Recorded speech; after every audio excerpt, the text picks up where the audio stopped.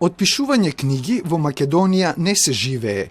Неопходно е Министерството за култура да го зголеми буџетот за издавачката дејност, зашто писателите се незадоволни од средствата што ги добиваат од годишниот конкурс, независно дали се работи за литература за возрастни или за деца, кажа модераторката на трибината, книжевната сцена во современиот културен контекст.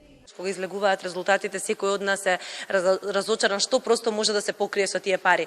Дали само печатењето, дали само постпродукција, авторски хонорар, цела една екипа цел тим кој што треба да стои за едно книжевно дело за да се направи да тоа изгледа пристојно, квалитетно и достоинствено. Недостасува агенција за книга како тело во или надвор од ресорот култура што ќе се грижи за финансирањето на објавите и за промоција на домашното творештво.